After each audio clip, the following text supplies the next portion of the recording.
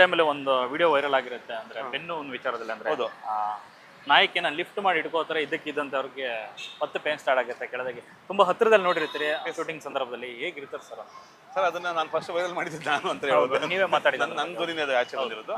So ಅದಕ್ಕೆ ನಾನು ಪ್ರತ್ಯಕ್ಷ ಸಾಕ್ಷಿ, ನಾನು ಕಣ್ಮುಂದೆ ನೋಡಿದ್ದು ಪ್ರತ್ಯಕ್ಷ ಸಾಕ್ಷಿ. ಅಂದ್ರೆ ಯಾವಾಗ ಸೋಷಿಯಲ್ ಮೀಡಿಯಾ ಅಥವಾ ಜನಗಳು ಹೊರಗಡೆ ಜಗತ್ತಲ್ಲಿ ತುಂಬಾ ಮಾತಾಡ್ತಾ ಇದ್ರು, ಇದು ಟಿವಿ ಮುಂದೆ ನಡೆಯುವಂತ ನಾಟಕ, ವಾಟ್ ಎವರ್ ಸಮಥಿಂಗ್ ಆಗಿ ದರ್ಶನ್ ಸರ್ಗೆ ಬೆನ್ನೋವಿಲ್ಲ, ಇದೆಲ್ಲ ಹಂಗೆ ಹಿಂಗೆ ಅಂತ ಇದ್ರು.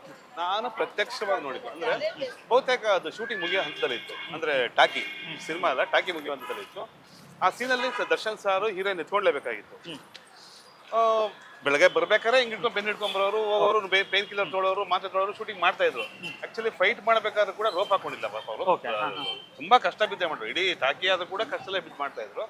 ಸೊ ಇದು ಅನಿವಾರ್ಯ ಆಗಿತ್ತು, ಇದನ್ನ ಮುಗಿಯೋ ಹಂತದಲ್ಲಿ ಇತ್ತು. ಅವ್ರಿಗೆ ಎತ್ಕೊಂಡು ಹೆಗಲ್ ಮೇಲೆ ಹಾಕೋಬೇಕಾಗಿತ್ತು. ಹಾಕೊಂಡ್ಬಿಟ್ರು, ಟಕ್ ಅಂತ ಹಿಡ್ಕೊಂಡ್ಬಿಟ್ರು. ಸೊ ಹಿಡ್ಕೊಂಡಿದ ತಕ್ಷಣ ಅವ್ರಿಗೆ ಏನು ಅಂತಂದ್ರೆ, ಆ ಹುಡುಗಿನ ಕೆಳಕ್ಕೆ ಹಾಕ್ಬೇಕು, ಆದ್ರೆ ಕೆಳಕ್ಕೆ ಹಾಕಿದ್ರೆ ಹುಡುಗಿ ನೋವಾಗುತ್ತೆ ಅನ್ನೋ ಕಾರಣಕ್ಕೆ ಮೆತ್ತಿಗೆ ಕೆಳಕ್ಕೆ ಇಳಿಸಿ ಟಪಾರ ಇವ್ರು ಕೆಳಗೆ ಬಿದ್ರು. ಇಮಿಡಿಯೇಟ್ ಆಗಿ ಚಂದ ದರ್ಶನ್ ಸರ್ ಅವ್ರ ಅಕ್ಕನ ಮಗ ಕಾರ್ನಕ್ಕೆ ಹೋಗಿ ಬ್ಲಾಕ್ ತರಿಸಿ ಮಲಗಿಸಿ ಇದ್ ಮಾಡಿ. ಸೊ ಅದು ನಾನು ಕಣ್ಣಾರೆ ನೋಡಿದ್ದೀನಿ ಫಸ್ಟ್, ಅದು ಆಮೇಲೆ ವೈರಲ್ ಆಯ್ತು ಬಿಡಿ. ಅದು ನಾನು ಕಣ್ಣಾರೆ ನೋಡಿದ್ದೆ ಸರ್. ಇದೇ ಹೇಳಿದ್ನಲ್ಲ, ಸಹಜವಾಗಿ ಆಕ್ಟಿಂಗ್ ಮಾಡೋರು ಒಂದ್ ದಿವಸ ಎರಡ್ ದಿವಸ ಮಾಡ್ಬೋದು, ಪ್ರತಿ ದಿವಸ ಮಾಡೋಕ್ಕಾಗಲ್ಲ. ನಿಮ್ಮಲ್ಲಿ ನೋವಿರೋ ನೋವು ಹೊರಗಡೆ ಬರಲೇಬೇಕು. ಒಂದ್ ದಿವಸ ಎರಡ್ ದಿವಸ ನೀವು ಹುಷಾರ ನಡಿಬೋದು, ಒಂದು 10 ಅಡಿ ನಡೆದು ಒಂದು ಮಾಮೂಲಿ ನಡಿಲೇಬೇಕು, ಅದಾಗ್ಲೇಬೇಕಲ್ಲ. ಸೊ ಅದಕ್ಕೆಲ್ಲ ಉತ್ತರ ನಿದರ್ಶನಗಳು ಇದ್ದಾವೆ. ನಾವು ಕಣ್ಣಾರೆ ನೋಡಿದೀವಿ. ದರ್ಶನ್ ಸರ್ಗೆ ಬ್ಯಾಕ್ ಪೈನ್, ಅವ್ರಿಗೆ ಸ್ವಲ್ಪ ಇಂಜೂರಿ ಆಗಿರೋದು ಸತ್ಯ. ಎಸ್, ಇದೇ ಸಿನಿಮಾದಲ್ಲಿ ನಟಿಸಿದಂತ ಒಬ್ಬ ನಟ ಹೇಳ್ತಾರೆ ಅಂದ್ರೆ ದರ್ಶನ್ ಅವರು ಯಾಕೆ ಆಪರೇಷನ್ ಮಾಡಿಸಿರ್ಲಿಲ್ಲ ಅನ್ನೋ ವಿಚಾರದಲ್ಲಿ. ಸೊ ಇದನ್ನ ದರ್ಶನ್ ಅವ್ರಿಗೆ ಕೇಳ್ತಾರೆ ಅಂತ, ಅದಕ್ಕೆ ಅವ್ರ ಕಡೆಯಿಂದ ಬಂದಂತ ಉತ್ತರ, ಒಂದು ಆಪರೇಷನ್ ಮಾಡಿಸೋದು ದೊಡ್ಡ ವಿಚಾರ ಅಲ್ಲ, ಅದನ್ನ ಮಾಡಿಸಿದ್ರೆ ನನಗೇನು ಸಮಸ್ಯೆ ಆಗುತ್ತೆ ಅಂತಂದ್ರೆ ಇದೆಲ್ಲ ಸಮಸ್ಯೆ ಆಗುತ್ತೆ, ಅದೆಲ್ಲ ಸಮಸ್ಯೆ ಆಯ್ತು ಅಂದ್ರೆ ಸಿನಿಮಾ ನಿಲ್ಲುತ್ತೆ ಅನ್ನೋ ಒಂದು ವಿಚಾರ ಹೇಳ್ತಾರಂತೆ. ಸೊ ಅವ್ರಿಗಿರೋಂಥ ಕಮಿಟ್ಮೆಂಟ್ ಸಿನಿಮಾ ಮೇಲೆ ಇರುವಂಥ, ಅವ್ರಿಗೆ ಸಿನಿಮಾ ಮೇಲೆ ಇರೋ ಕಮಿಟ್ಮೆಂಟ್, ಮತ್ತೆ ನಿರ್ಮಾಪಕರ ಮೇಲೆ ಇರುವಂತ ಒಂದು ಅಭಿಮಾನ, ಮತ್ತೆ ತಮ್ಮ ಸೆಲೆಬ್ರಿಟಿಗಳ ಮೇಲೆ, ಮತ್ತೆ ಇದನ್ನ ನಂಬ್ಕೊಂಡು ಅಪಾರವಾದ ಕೆಲಸ ಜನ ಮಾಡಿದೆ ಅವ್ರ ಮೇಲೆ ಇರುವಂತ ಒಲವು. ಅಂದ್ರೆ ಇಷ್ಟು ಈಗ ಸಮಾಜ ನಾನು ಒಬ್ಬ ಏನಾದ್ರೂ ಒಂದು 15 ದಿವಸ 6 ತಿಂಗಳು ಮಲಗ್ಬಿಟ್ಟ ಅಂದ್ರೆ ಇಷ್ಟು ಜನ ಜೀವನ ನಡಿಬೇಕಲ್ಲ.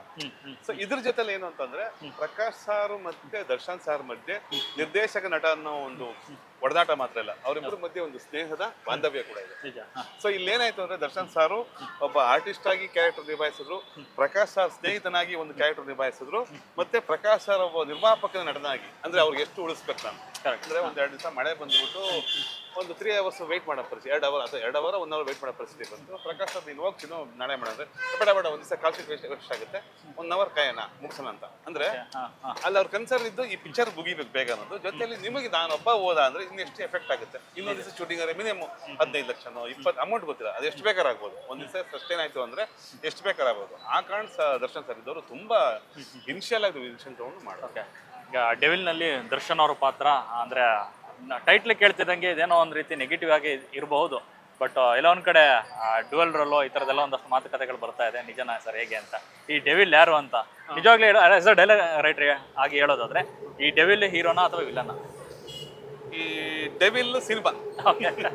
ಸೊ ಏನಂತಂದ್ರೆ, ಈಗ ನಾವು ಹೆಣ್ಣು ಗರ್ಭವತಿ ಆಗಿದ್ದಾಳೆ, ನಾವು ಭ್ರೂಣ ಚೆಕ್ ಮಾಡಿಸೋದು ಕಾನೂನು ಪ್ರಕಾರ ನಿಷಿದ್ಧ. ಅದು ಅವಳಿ ಜವಳಿ ಹೆಣ್ಣ ಗಂಡ 1 2 ಅನ್ನೋದು ಕಾನೂನು ಪ್ರಕಾರ ನಿಷಿದ್ಧ. ಇನ್ನು ಕೆಲವೇ ದಿನಗಳಲ್ಲಿ ಏನಪ್ಪಾ ಅದು ಹೆರಿಗೆ ಆಗ್ಬಿಡುತ್ತೆ. 11ನೇ ತಾರೀಕು ಆದ್ಬಿಟ್ರೆ ನಿಮ್ಗೆ ಅದು ಡಬಲ್ ಆಕ್ಟಿಂಗ್, ಸಿಂಗಲ್ ಆಕ್ಟಿಂಗ್, ಅದೇನೋ ಎಲ್ಲದಕ್ಕೂ ಉತ್ತರ ಸಿಕ್ಬಿಡುತ್ತೆ.